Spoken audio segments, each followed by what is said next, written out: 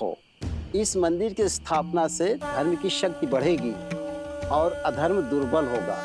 कुछ ही क्षण में सूर्य उदय होगा और सूरज के पहली किरण के साथ मंदिर की स्थापना करके तुम दोनों प्रस्थान करोगे। जो आज्ञा ऋषिवर। जो आज्ञा ऋषिवर।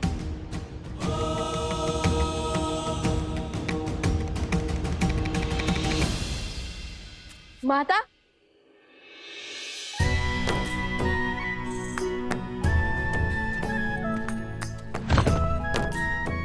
जानती है माता, देवी फल्गु ने हमें आपका मंदिर बनाने का आदेश दिया है। आदेश नहीं, सौभाग्य कहिए भैया।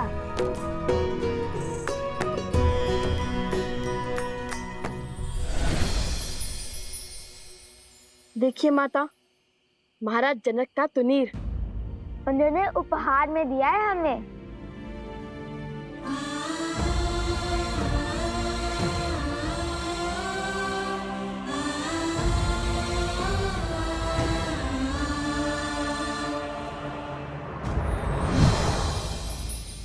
सोमकरण को लौटा लाने में हमारी सहायता के लिए भेंट दी है उन्होंने। सोमकरण, क्या हुआ है उसे? माता, मकरासुर का एक असुर सैनिक उसे उठा ले गया।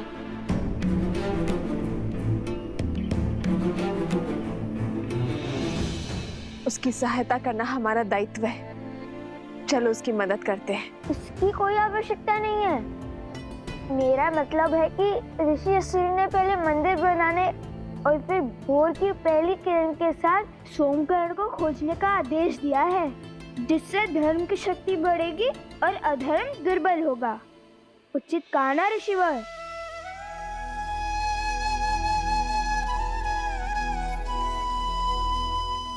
ऋषिवर सोमकरण। चिंतित ना हो देवी, लवकुश सोमकरण को अवश्य खोज लाएंगे, किंतु देवी फल्गु की इच्छा पूरी किए बिना उनका यहाँ से प्रस्थान अनुचित होगा।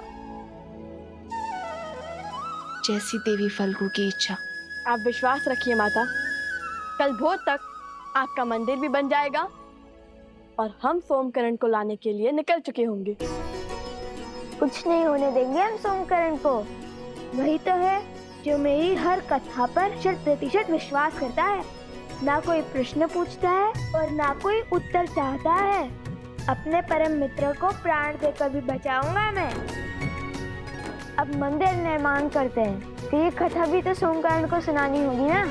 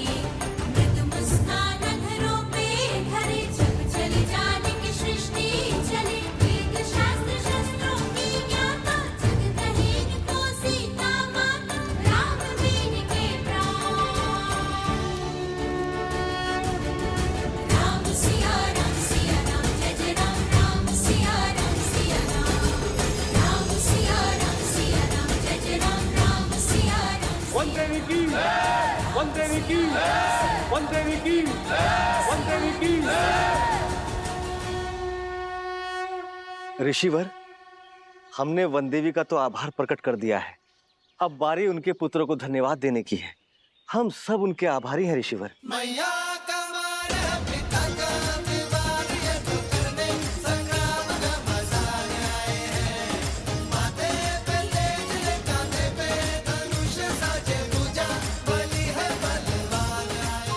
देख रहे हो भैया, पहले तुनीर, अब ये सीधा मंदिर। माता ने क्या कहा था कि धर्म के पथ पर धूप भी होती है और छांव भी। समझ गया।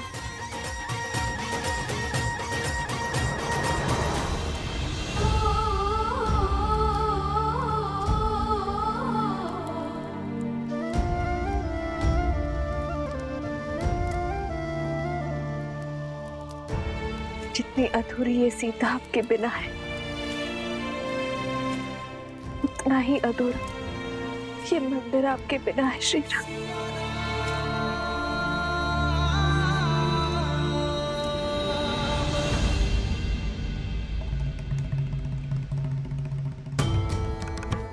अपने अश्रु पोंछ लीजिए देवी।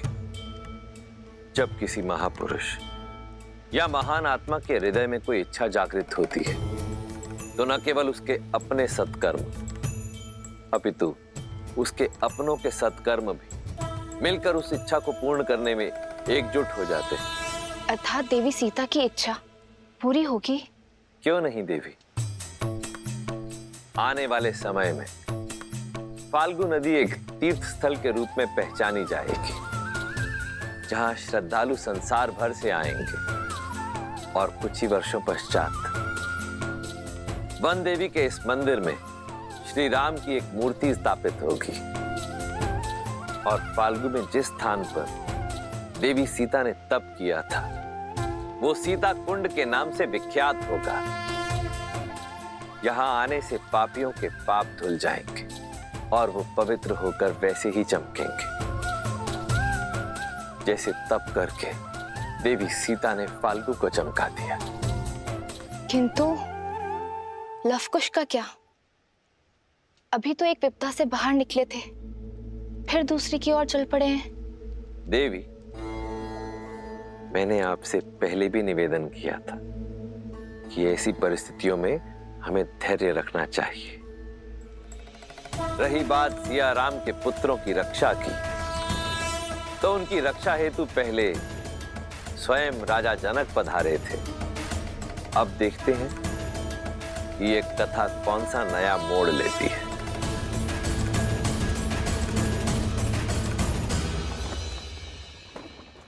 क्षमा करें प्रभु, मुझे नहीं लगता कि भरत भैया आपका ये आदेश स्वीकार करेंगे। प्रभु, वो प्राण दे देंगे, किंतु आपके रहते वो अयोध्या का सिंहासन नहीं स्वीकारेंगे।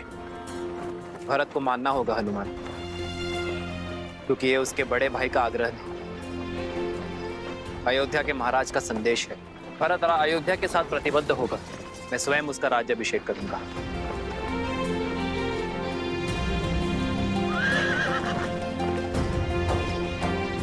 रथ क्यों रोका सारथी?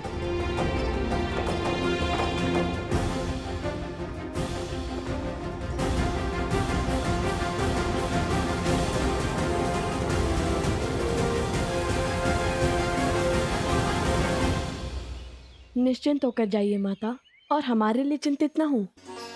हम शीघ्र ही आश्रम पहुंच जाएंगे। वो भी सोमकरण को लेकर। ऋषि असुरी ने हमें उत्तर की ओर जाने का आदेश दिया है, वही मिलेगा सोमकरण। वो बच तो जाएगा ना? क्यों नहीं बचेगा? उसे पकड़ने वाला मकरासुर का तुच्छ सेवक है, और हम मकरासुर को मारने वाले लवकुश प्राणी तो उसके संकट में हैं। मूर्ख है जो हम जैसे वीरों से टकराने का दुस्साहस कर बैठा।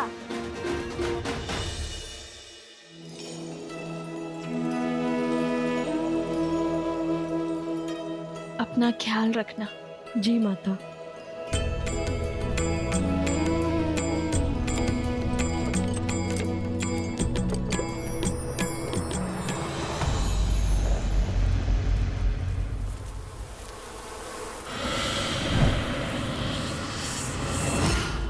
मेरा बच्चा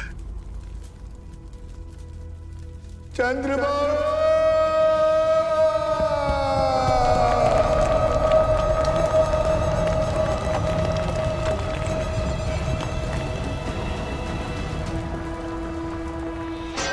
चंद्रबाबू, चंद्रबाबू, मेरे पुत्र।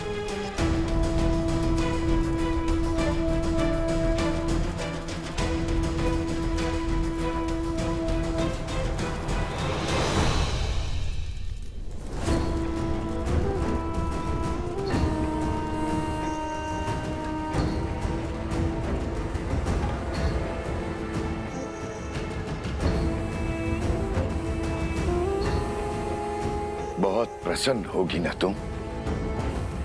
प्रसन्न होगी ना अपने पति को छलकर, अपने पत्नी धर्म से विमुख होगा। अरे जिसके प्राण ले लिए उसके लिए विलाप का स्वांग क्यों? तुमने मारा है मेरे पुत्र को, तुमने। हाँ हाँ हाँ, मैंने मारा है उन्हें, मैं हूं दोषी। मैंने ही उन्हें आंख बंद करके अपने पिता का अनुसरण करने दिया, कभी उन्हें धर्म का मूल्य नहीं समझाया, न्याय और सत्य का दर्पण नहीं दिखाया।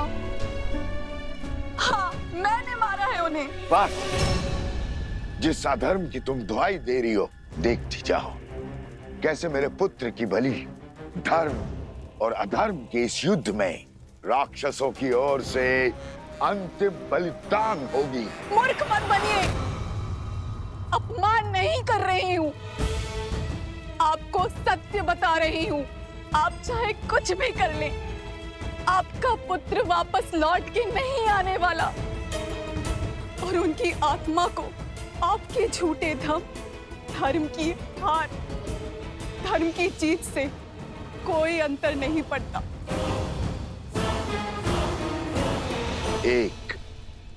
केवल एक कार्य था तुम्हारा, ब्रह्म मंत्र का जाप, उसमें भी मात खा गई। इतनी सरलता से शत्रु के बहकावे में आ गई, अपना धर्म भूल उनके धर्म का गुणगान करने लगी। जो स्वयं शस्त्र नहीं उठा पाते, वो सदा नारी को अपनी ढाल बनाते हैं।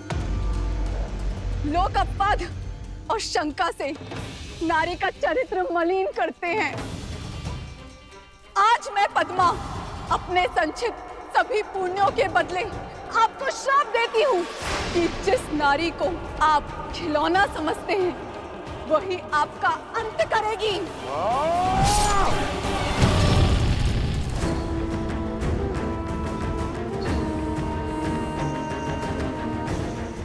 जिस नारी को आप खिलौना समझते हैं, वही आपका अंत करेगी।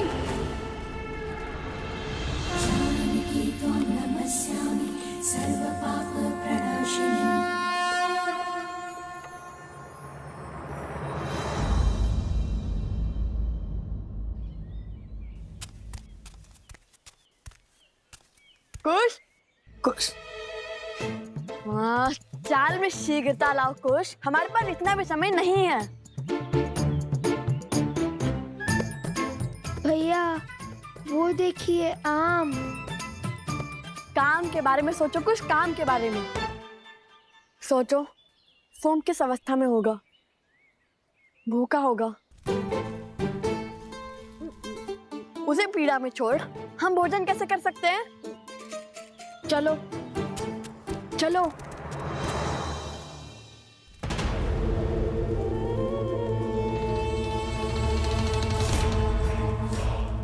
रक्त केतु,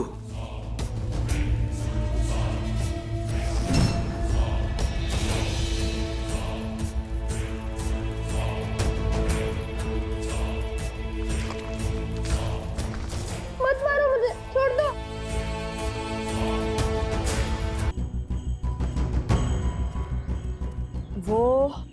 वो इस ओर गया होगा, क्योंकि अन्य दिशाओं में तो राजा श्री राम का राज्य फैला हुआ है।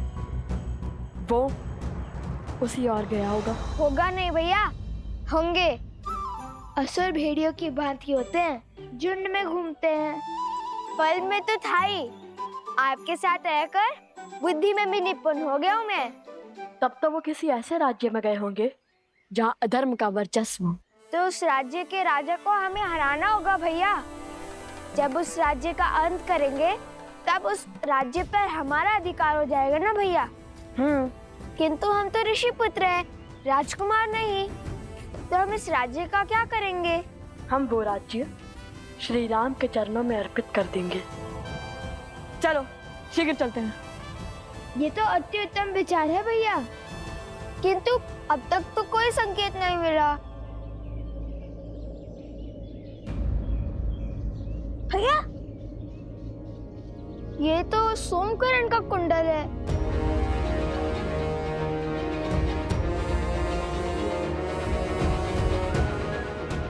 अर्थात वो उसे इसी ओर ले गए होंगे।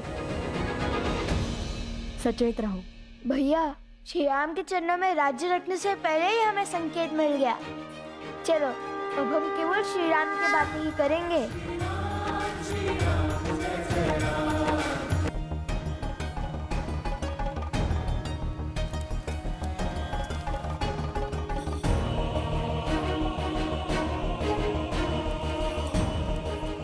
महाराज की जय हो। ये यज्ञ कैसा रे सुमंत? आपके भाई पितृ यज्ञ कर रहे हैं श्री राम।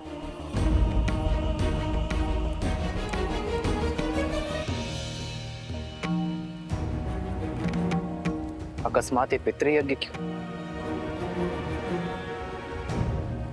आर्य सुमंत, प्रभु के प्रश्न का आप उत्तर दीजिए। आपने युद्ध से लौटकर राजकुमार भरत को राजभार संभालने का निर्णय किया था और वो अपने राजा की आज्ञा को ठुकरा नहीं सकते, इसलिए वो ये यज्ञ कर रहा है।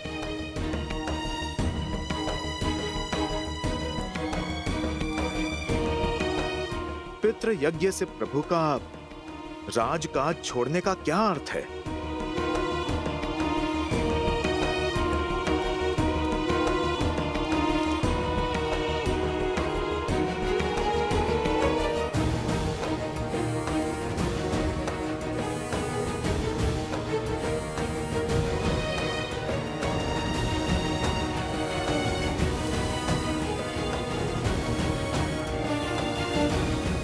भैया आ गए। अंतिम आहुति आरंभ कीजिए गुरुदेव।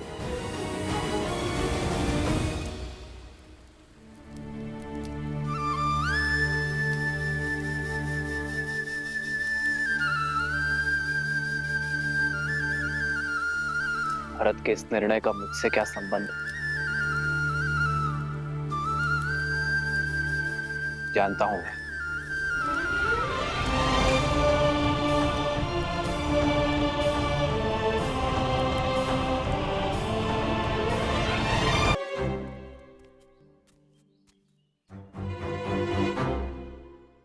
क्या हुआ? कोई संकेत मिला क्या? मिला, किंतु संकेत नहीं, प्रश्न।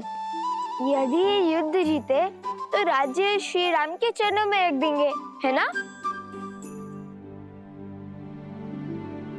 हाँ, किंतु इतना कठिन कार्य हम करेंगे कैसे?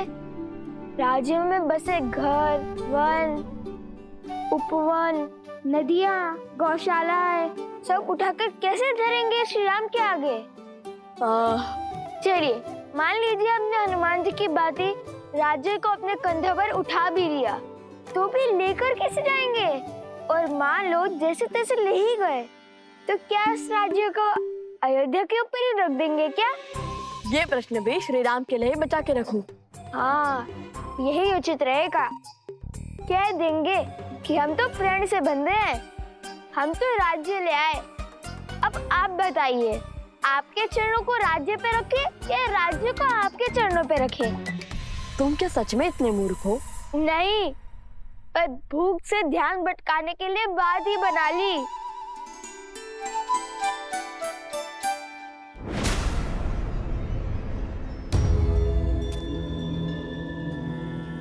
देख रहे हो सोमकरण का दूसरा कुंडल? अवश्य ही उसने हमें मार्ग दिखाने के लिए फेंका है।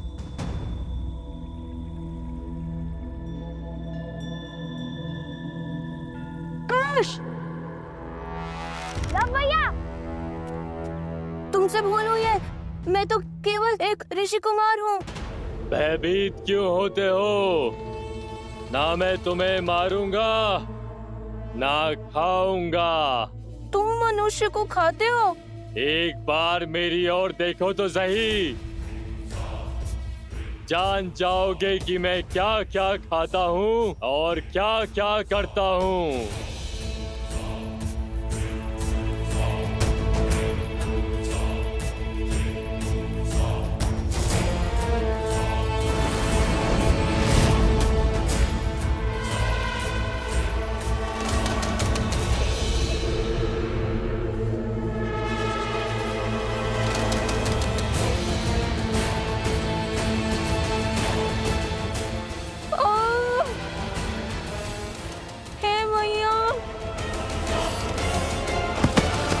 सहस्त्रमुख रावण को सूचित किया। आने दो उन्हें और देखने दो रक्त केतु की शक्ति। जो कार्य तुम्हारा मूर्ख मकरासुर नहीं कर पाया वो मैं करूंगा। लवकुश को अब तक इसके कुंडल मिल गए होंगे। शीघ्र वो यहाँ आएंगे और इस मायावी गुफा में लुप्त हो जाएंगे।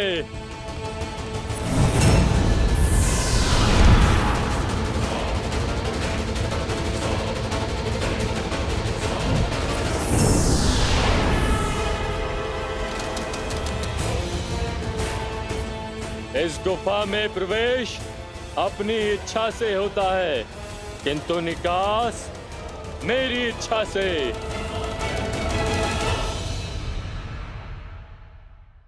लो भैया लो। इतना क्यों चिल्लाते हो? ये देखो, ये तो सोमकर्ण का वस्त्र है। हम उचित मार्ग पर हैं। चलो।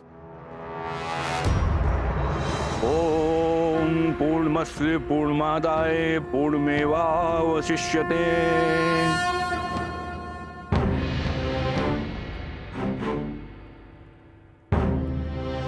मेरे साथ बोलिए।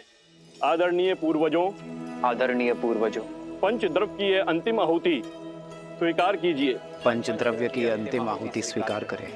हम इसे सच्चे मन और सम्मान के साथ आपको अर्पित करते हैं। मैं इसे सच्चे मन और सम्मान के साथ आपको अर्पित करता हूँ। इसे ग्रहण करें। इसे ग्रहण करें। पितृ इस दुविधा में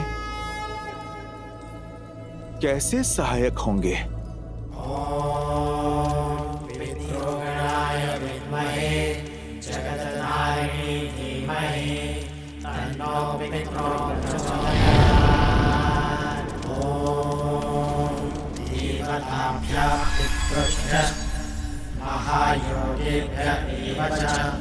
नमः स्वाहायै स्वधायै नमो नमः।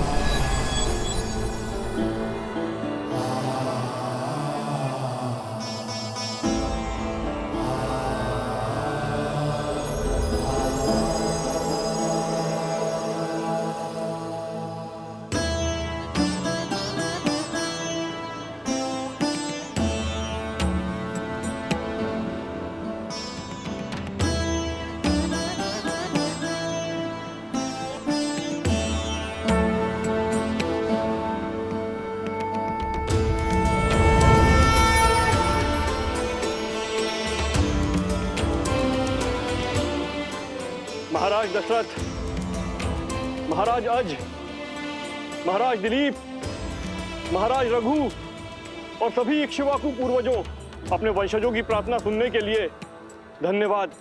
आपके कुल को आपके मार्गदर्शन की आवश्यकता है।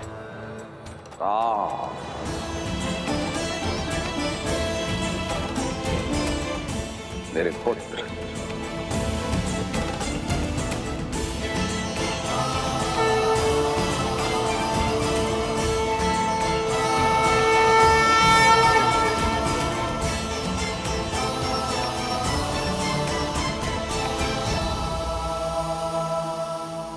प्रणिपात पिताश्री। आयुष्मान भव पुत्रो। आप सबको भी मेरा प्रणिपात। हम तुम्हारी दुविधा से अवगत हैं और भरत तुम्हारी दुविधा से भी।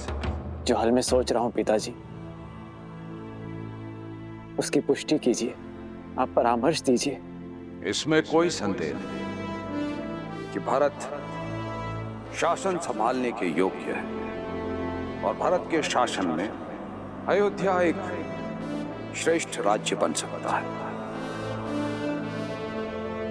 किंतु इस समय आर्यवर्त को उसकी आवश्यकता है जिसने अयोध्या की सीमा के पार जाकर सुदूर दक्षिण तक धर्म और मर्यादा का प्रसार किया है,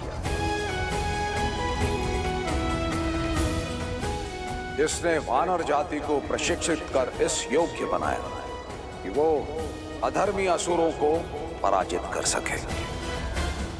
आज अयोध्या को आवश्यकता है धर्म की स्थापना करने वाले राम की।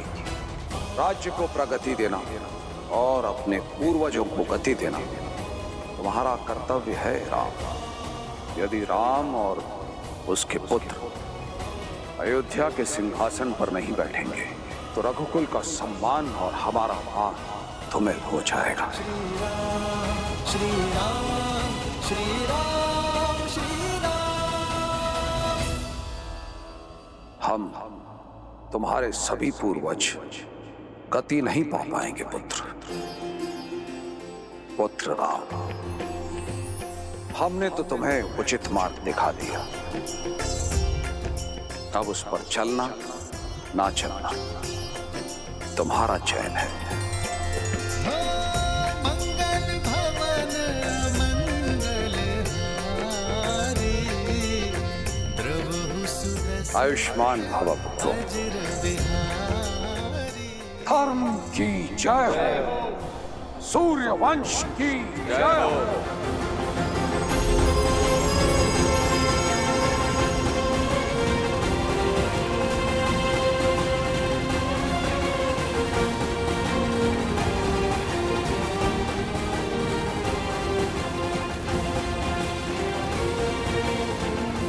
भैया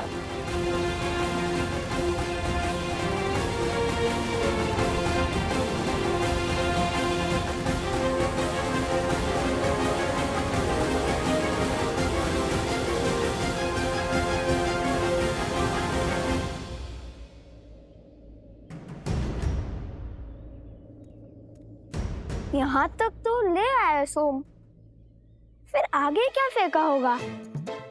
धोती और फिर कॉपिन। क्या कह रहे हो? बाद में अगर धोती मिली तो उसे लौटा देंगे। कुश, चलो।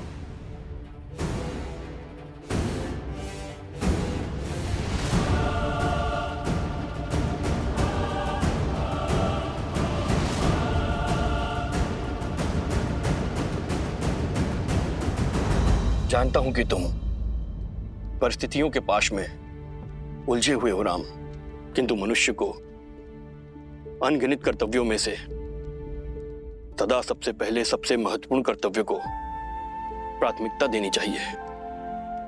जो सबसे आवश्यक है वो दायित्व निभाना चाहिए। ये पितृ यज्ञ करवाकर भरत ने मुझे अपना कर्तव्य स्मरण करवा दिया आचार्य।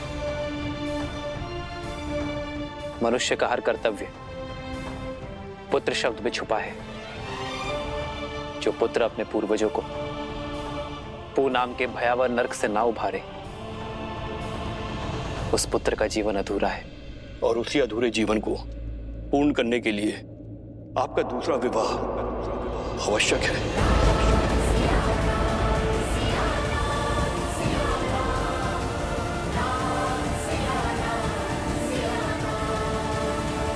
यदि आपने अयोध्या के सिंहासन का त्याग किया तो प्रजा और पूर्वज दोनों के हृदय को दुख पहुंचेगा।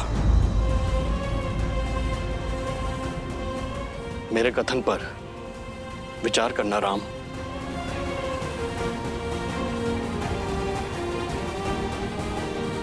जी आचार्य। कल्याण।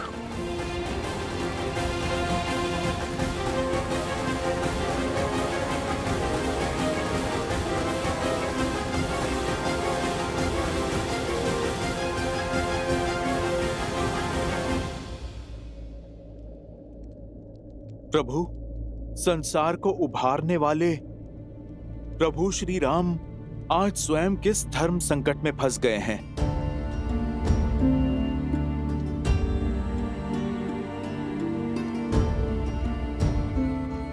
ये समय तो आना ही था हनुमान। वास्तविक धर्म युद्ध लंका में नहीं, अयोध्या में है। मैंने अपना कर्तव्य निभाने के लिए सीता का त्याग तो कर दिया, अपने हृदय से सीता को दूर कभी नहीं कर पाया। कारण चाहे जो भी हो, यदि आज मैंने दूसरा विवाह किया तो ये समस्त समाज इसे अनुचित उदाहरण मान स्त्री के विरुद्ध अन्याय करता रहेगा। यदि धर्म की मूरत सीता को अन्याय मिला तो ये समूची स्त्री जाति कभी न्याय नहीं पा सकेगी हनुमान। प्रभु, तब तो सीता मैया को लौटने का अवसर मिलना चाहिए। इतने वर्षों आप दोनों ने जो तप किया, अब उसका फल आपको मिलना चाहिए प्रभु। सोमकरण अवश्य ही भीतर बंदी होगा।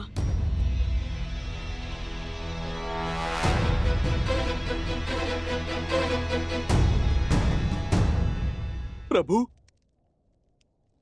क्या माता को अभी भी नहीं लौटा सकते?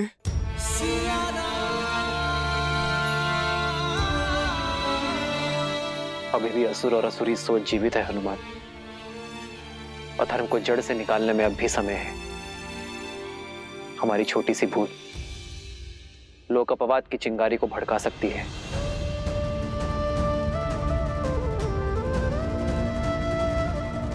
जब तक हम राक्षसी सोच को नष्ट नहीं कर देते तब तक मैं अपने व्रत और तप से डिग नहीं सकता हनुमान। और तब तक मेरी सीता और संतान अयोध्या नहीं लौट सकते।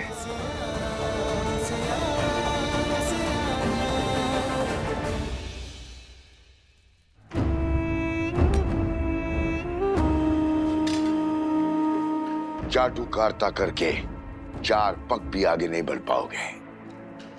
उठो और क्रोधित मत करो मुझे।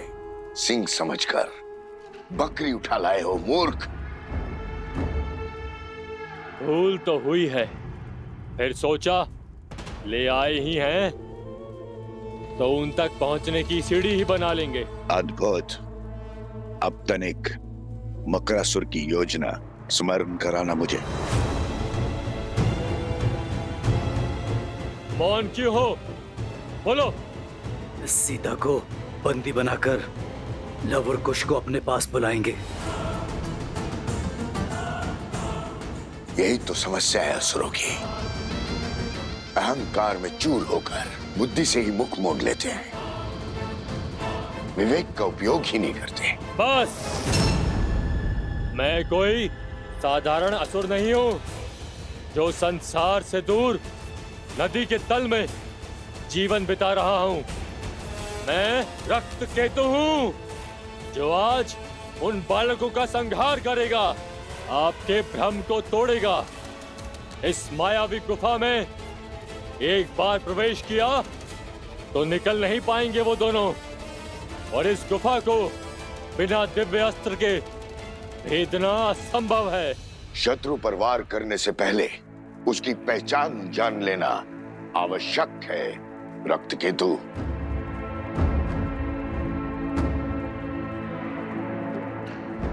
उठने का समय आ गया बालक, उठ जाओ।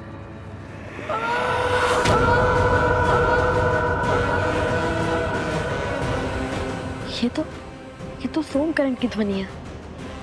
कुश, वो अवश्य ही भीतर है।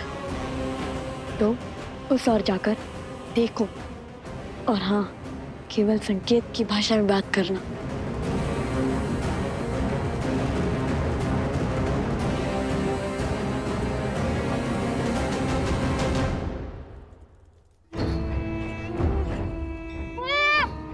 जीवित रहने की इच्छा है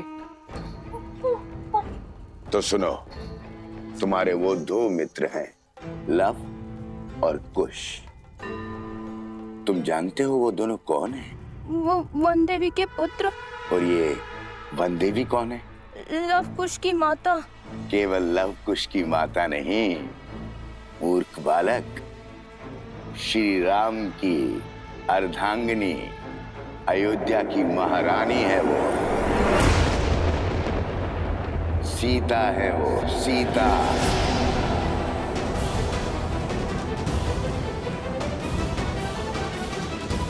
यदि मेरा कहा मानोगे तो जीवित छोड़ दूंगा, अन्यथा नहीं नहीं नहीं नहीं नहीं। तो जो कहूंगा वो करोगे ना? हाँ हाँ हाँ हाँ। उत्तम, तो सुनो, लव और कुश को मिथिला ले जाओ, और जब मैं वहां कहूं तो सारे समाज, सारी प्रजा के सामने, सारी मिथिला के सामने कहना कि वन देवी ही सीता है। मेरे आदेश पर ये सत्य संसार के सामने प्रकट करना, अन्यथा तुम्हारा मस्तिष्क विस्फोट से शत विशत होकर बिखर जाएगा। ऐसे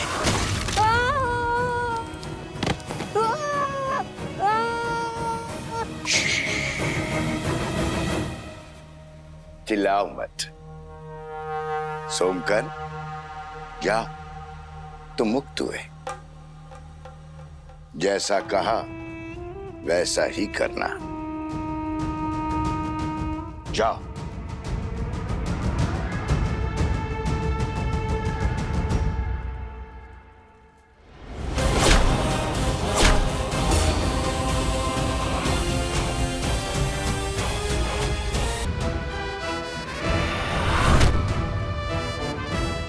चिंतित मत हो सोमकरण, हम आ गए हैं। तुम क्यों आ गए?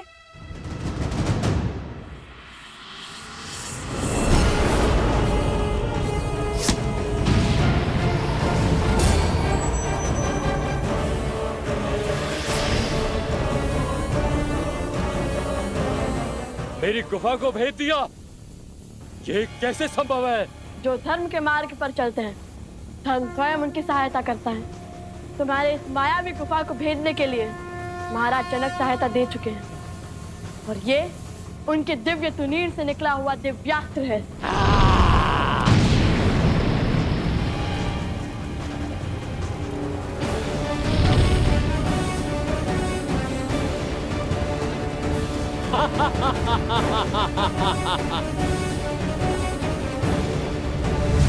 उतर!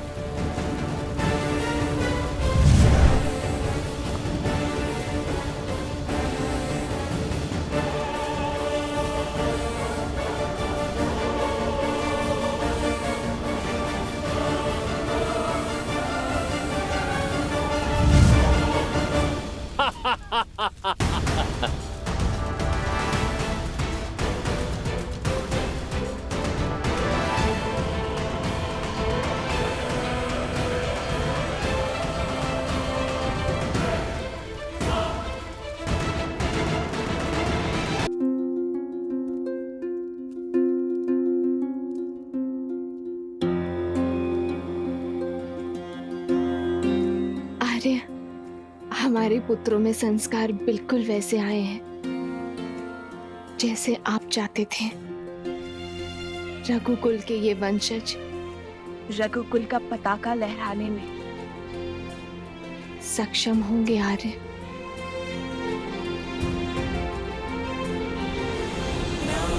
सिया राम जय जय राम, राम सिया राम, सिया राम। मुझे इस धर्म संकट से निकालो सीते। सिया राम।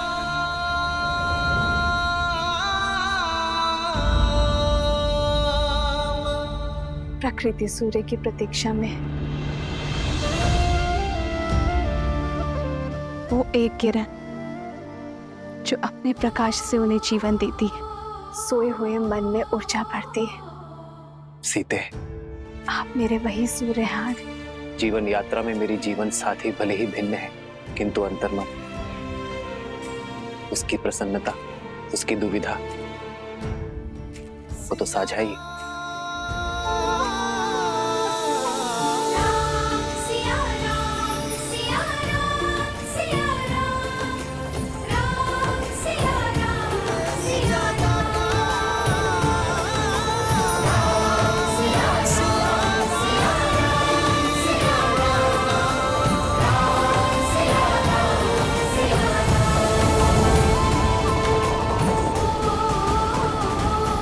कैसे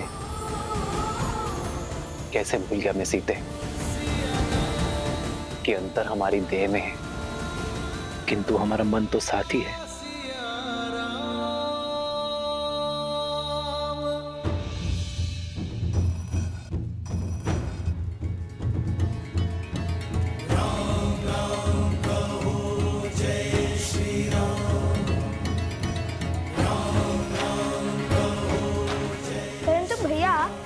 आपको कैसे पता कि भीतर ऐसी माया है?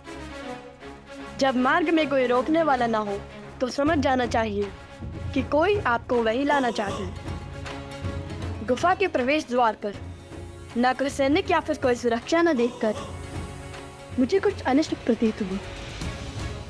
जैसे हम मकरासुर के जाल में फंसे थे वैसे ही यहाँ भी फंस सकते थे। ओमकरण के वस्त्र और कुंदन भी असुरों ने ही रखे थे ताकि हम इस गुफा में आए। अद्भुत, राजकुमार जैसी सोच और कौशल भी वैसा ही। कहीं नहीं जा सकोगे।